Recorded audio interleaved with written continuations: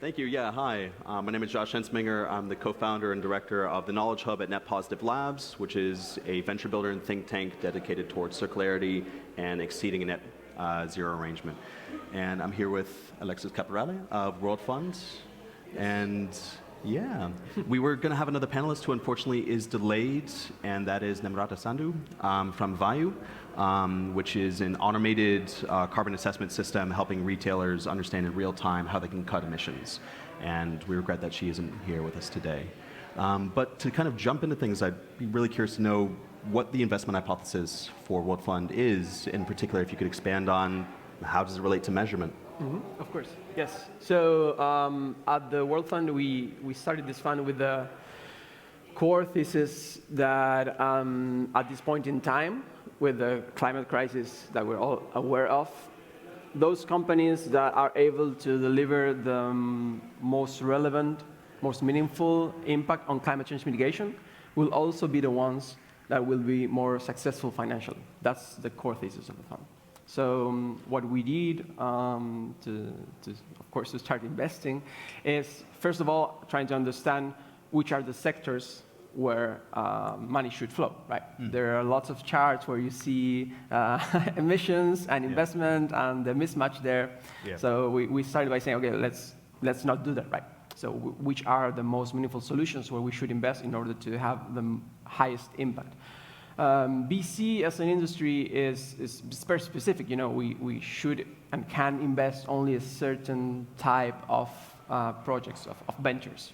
So to me, the role of VCs is to bring the future to the present. Right?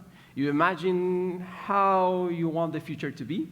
You imagine what is the alternative future that you want to exist, and you try to bring it to the present. That's our job, basically. That's what we do.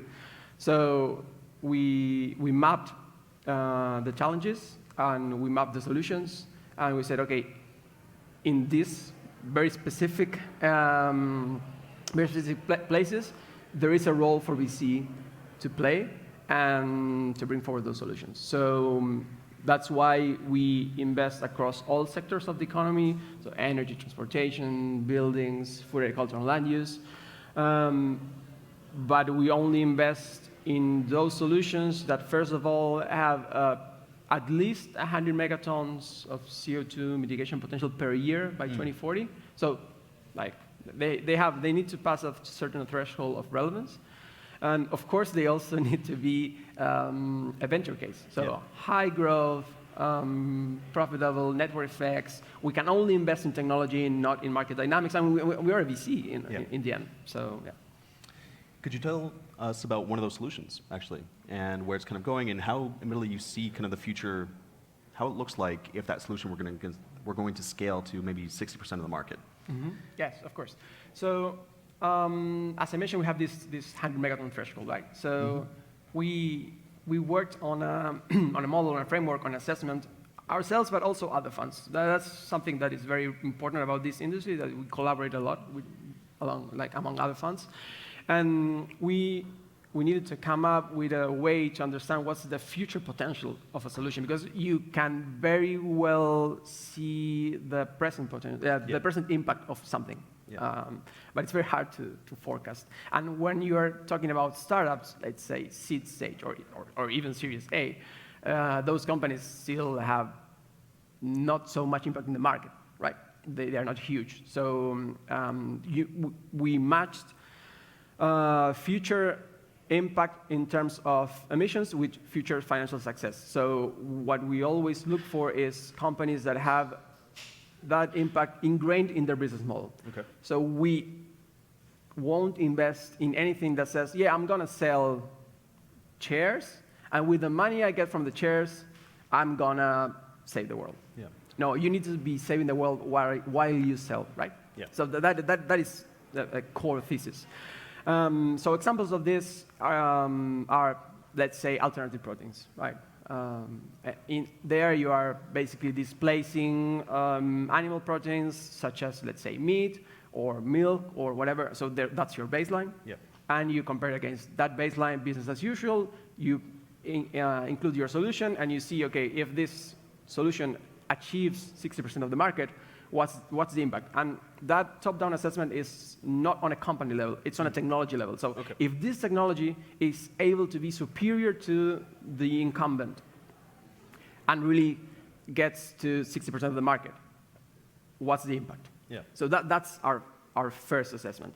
If the technology is not enough, then we can't look at the company. Yeah. It doesn't matter how good the company is. Yeah. If the technology is enough, then of course we go bottom up with the founders and say like, hey guys, like how are you planning to do this? Like, yeah. Yes. So alternative proteins is a very good example. With also precision fermentation for all food-related things. We invested in a manufacturing company as well, which is doing alternative manufacturing, in this case, in-space manufacturing, but alternative manufacturing. The manufacturing industry, of course, has lots of processes and supply chain constraints and so on that needs to be solved.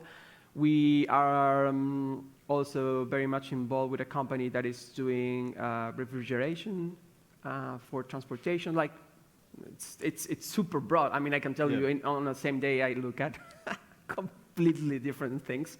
And well, to me, that's the beauty of my job, right? Yeah. Is that making you a little bit more optimistic about the climate tech market, that you're seeing solutions come from such a wide diversity of potential areas, potential sectors, and also just kind of orientations towards where counter mitigation or where counter emissions can come from? For instance, you said manufacturing to refrigeration. What makes me optimistic about this is I see the quality of the founders that are coming to the space. Of course, that doesn't mean that the quality wasn't as good before, but it used to be academic-driven industry, right? Like people from the academia who, of course, understand the problem from way before the rest of the population. As an academic, I appreciate that. Yeah, of course. So I say, hey, like, there's an issue here. We need to create a solution. Those companies were very impactful, but not necessarily a venture model. Yeah. And now we are seeing second, third time founders like that super understand the game, the venture game, and they kind of say like, I can't dedicate my life to anything else but climate change, but nature, but biodiversity. So that really, really, really, makes the whole level of the industry higher. So if we're seeing more and more founders getting a little bit more mature, but there's still a large number of founders that are still kind of entering the space, if they're looking at an investment firm, or sorry, a VC like you, and they're looking at other VCs, what should they be most concerned about in terms of the potential pressure from that VC of changing their mission? Is there something that you noticed that they should really be watching out for, or why they should be coming to you? Of course. So, I mean, as a general rule, as a former founder, I can say, never underestimate the potential conflict with your investors, right?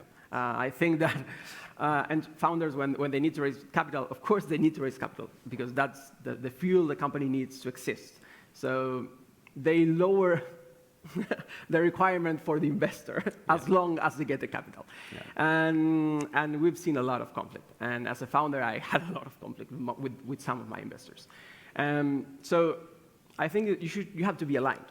And some funds will be more like us, more like KPI driven, more quantitative focused. Some funds maybe not so much, but you need to be aligned. And if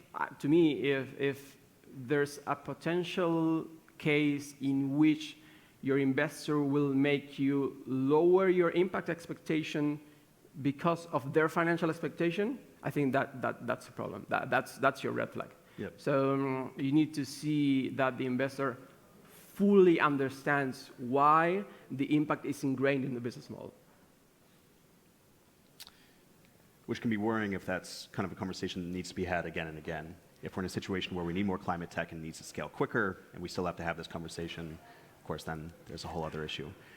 On the measurement side, since this is a panel on Measure to Improve about net zero, what does World Fund think about the market for measurement around, for instance, new satellite imagery companies that are trying to create this data, the companies that are actually processing or developing the hardware that's specifically suited towards, well, processing the data, and also the actual analytics of this work? Yes. So of course there's a lot of activity on the startup side, on the measurement. I think measurement also has the benefit of being a business model that VCs understand, which is very helpful for founders. So it tends to be software, tends to be SaaS, so it's something that you can explain to a generalist investor and they will get it, which is helpful. And I think there's a lot of really, really, really high quality people working on this. Like the conversations I've had with CEOs and CTOs from measurement companies are like mind-blowing, because there's a lot of, there's 20, 30 years of data of research on this topic. It's new for us, the investor, because we live in our bubble, but it's not new for the world. So I think we are leveraging on a really, really like high quality, insightful tap of information and knowledge. So that's great. I think that we also shouldn't underestimate the complexity of measuring. Yeah.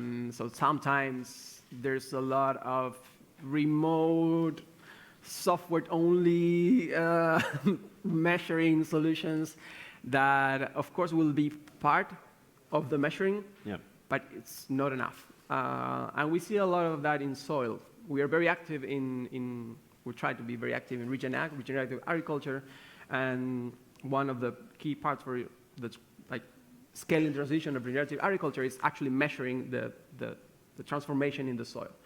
Soil quality, humidity, pH, etc.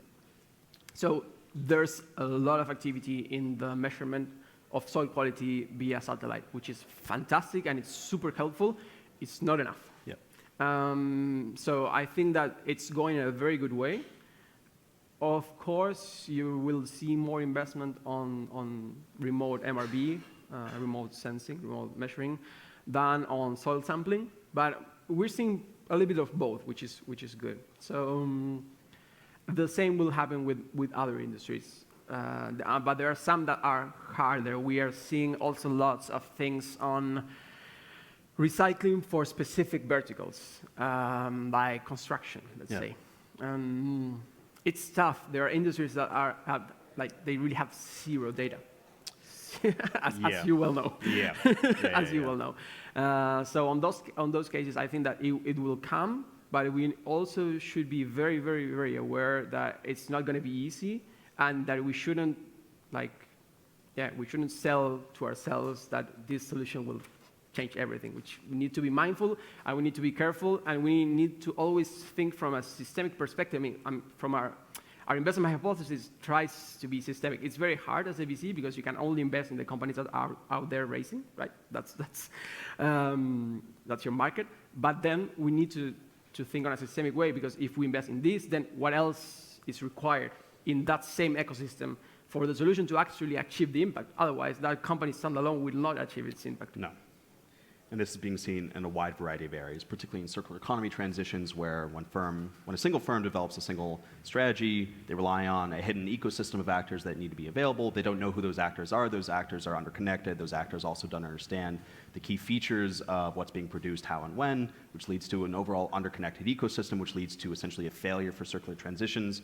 This is happening at the urban level, but this is also very much happening at the level of national strategy design, where in the most simple of terms, nations do not have the information to conduct the total material flow analysis from even just the limited resource perspective for circular transitions to understand how do we design an effective roadmap to make this, well, actually effective by 2050.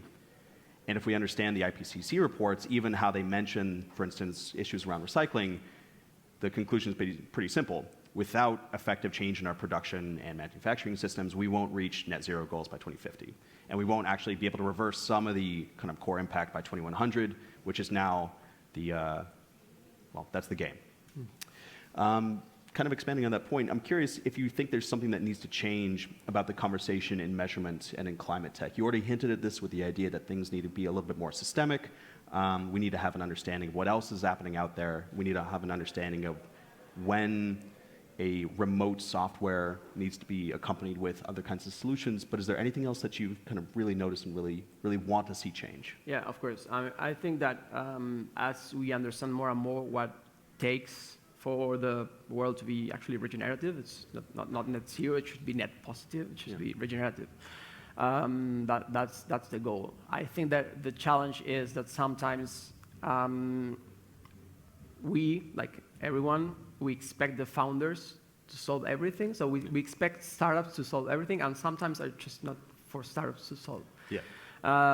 So on let's take circularity. There's a lot of measurement and regulation and so on that it's not the startup job to make it. So you can't solve everything with a business model. No. There are some things that are tasks for regulators, that are tasks for corporates, that are tasks for individuals. Like startups won't solve anything. So I think one of the challenges for climate tech is, of course, we still need more founders, we still need more investors, more commitment, but we need to understand what will be relevant from a climate tech perspective and what won't. Otherwise, we'll be spending resources in things that just are not to be changed by startups. Is there anything you really want to see, for instance, either global governments come in and step in and provide, or otherwise national governments or local governments? Is there anything that in the next 2 to 3 years would make essentially the work of startups performing their specific role in driving towards net zero or driving towards net positive? What's needed? What would you like to see? And what would you essentially just like directly ask? I mean, if you're going to be able to ask the EU, like, please, for the love of God, just like invest in this right now, or at least set these kind of regulations, what would you want to see? A carbon tax? There we go. Is a carbon tax too much to ask? Maybe. Yeah, apparently, but yes. Also probably not enough. Yeah, but I think that we are at a okay level of awareness, I think, as humanity of the problem. We still haven't translated that awareness into cost, and we are still optimizing the economy for something that is completely unrelated to what we know that we should be doing. So I think that those kind of macro incentives help decision makers align with what we know should be done. What about in kind of the broader VC community? Is there anything that you'd like to see change? You already touched on this a little bit, but in how VCs collaborate, in how research is shared, how data is shared, or just broadly, is there anything that really needs to change about the VC market to be able to accelerate, drive, and deepen climate tech's potential impact? Mm-hmm. Yeah, I think that VC as an asset class is phenomenal at creating wealth and accelerating, bringing the future to the present. I think it's clearly a fantastic vehicle to do that. It hasn't been proven to be the most auditable industry, right? It's not an industry that likes to be measured for its impact. So I guess that something that we are asking everyone else to change, to commit, all the industries, all the governments. Open up your data, get measured. Yeah, we're asking everyone to be measured. Look, it's just what I would ask. Yeah. So I think that we should all commit and align to create the world that we want, that we say that we want, and just then be accountable for that. I see top tier VCs now entering into climate tech because as an asset class is interesting, and that is just fun. I mean, I love to. I met here in the South. I mean, I met some funds that used to be generalists and are now doing climate tech. And it's amazing because they have a lot of experience, a lot of connections. They can help a lot. Well, I think they should also disclaim what their goals are and how they're going to make it happen, and so on. That's interesting. Thinking a little bit further into the future, so if you have this kind of broad view of the kind of unique and new solutions that are emerging, are there any big wild cards, the kind of low probability, exceptionally high impact kinds of phenomena or kinds of trends? For instance, I mean, having global carbon tax actually being instituted may be one of those. But is there anything else, either on the technical level, on the social level, on the political level, that you as a firm are watching out for, or you individually are either hoping for, or very much just we need to keep our eye on if the weak signals are coming out that this massive change is coming? Because again, even in this context, for instance, COVID is effectively the world's first climate pandemic, and likely since the last global pandemic was effectively a century ago, the next one will not be a century from now as climate change increases, which effectively means, for instance, a pandemic is no longer a black swan. In fact, COVID wasn't a black swan. It's just a regular part of our everyday lives now in terms of expectation. So is there anything that you see on the horizon that really we should be paying attention to or that you want to happen? Yeah, I mean, so from a tech perspective, I'm going to use my VC hat and say there are some technologies that can really change everything. Like Sure.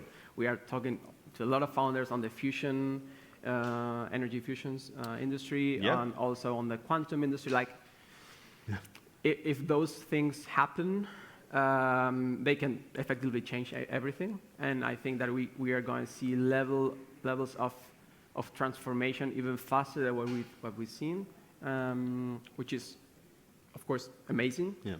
And what we should be paying attention to is how that translates into, of course, climate change mitigation, and also adaptation in an equal way. I think one of the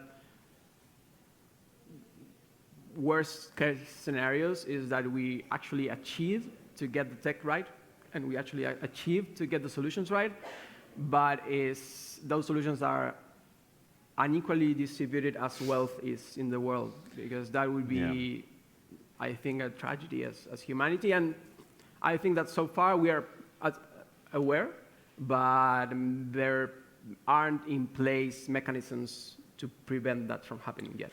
No. And if the global vaccine inequity is any example, whatever happens in climate tech in terms of diffusion will have a similar inequity, to the point where there will be structurally unequal distribution of available access to the key tech, to the key resources. Even as something as simple as, for instance, who has the funds to change their coastal infrastructure to adjust to rising sea levels? In the US, this is unequally distributed. In the global south, this is even more unequally distributed. Subnationally, nationally, at the very sub-regional level, there will effectively be coastal triage of infrastructure, which is something that we all have to be able to worry for. So if we know that this is around the corner, and we know that the inequity and the structural inequity is going to be a huge problem, where should we try to position more of the conversation on investing in developing and scaling this tech? I think that what other actors should we bring in? No, absolutely. Other actors, I think the other stakeholders, that is very well understood in the impact investment, maybe seen, but not so much in the VC. So bringing out the other stakeholders. And I think that we should always invest or try to invest systemically. And that means that there are some solutions that have more impact in the actually transformation of a dynamic of an industry. So if you invest in Region Ag, you're actually transforming the food system. Yeah. You're just not investing in a solution. And that I think is completely different from just investing in a standalone tech. Wonderful. Well, thank you for letting me ask you so many questions and having to avoid answering any myself. So on that note, Thank you, Josh. thank you very much. Cheers.